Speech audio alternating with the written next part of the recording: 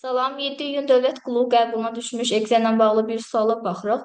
Sual ilk başta çox çətin görünsə də əslində həlli o qədər də çətin deyil. Amma təbii ki, bu sualı Excel-də praktikası olan tələbələrin cavablandırması daha rahatdır.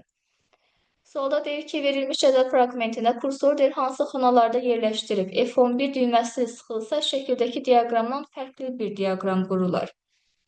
Deməli, şəkildəki diaqrama baxanda diaqramın mavi olan hissələri 100-ə, narıncı olan hissələri isə 200-ə yaxındır. Və mən cədvəldən həmin diaqramın dəyərlərinə uyğun bir hissə seçməliyəm. Baxın, diqqətlə nəzər yetirirsəz, baxın bu hissədir. Həqiqətən 96,8 100-ə yaxındır, 202,7 isə 200-ə yaxındır. Sualın hardasa 1,50% getdi. Biz uyğun diapazonumuzu tapdıq. Və bu diapazonun istənilən yerinə mən mouse'un sol düyməsini gətirib F11 düyməsini vuranda bu diaqram yaranacaq.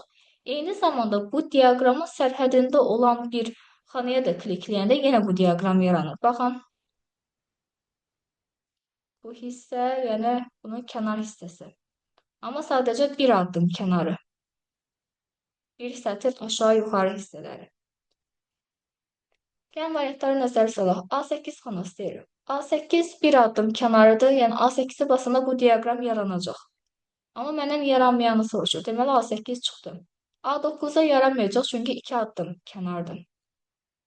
A4-də də yaramayacaq, yəni bu da 2 addım yuxarıdadır.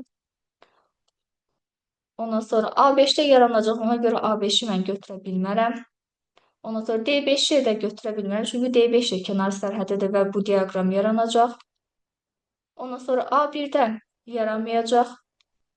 Sonra B4-də yaramayacaq. 2 addım yuxarıdadır. Amma D7-də yaranacaq. D7 gəlib düşəcək bura. Bir addım kənardadır. Ona görə bu da çıxdı. Cavab olacaq 2, 3, 6 və 7. Demək, bu sualda nə edirik? Diaqrama uyğun olan diapazonu tapırıq.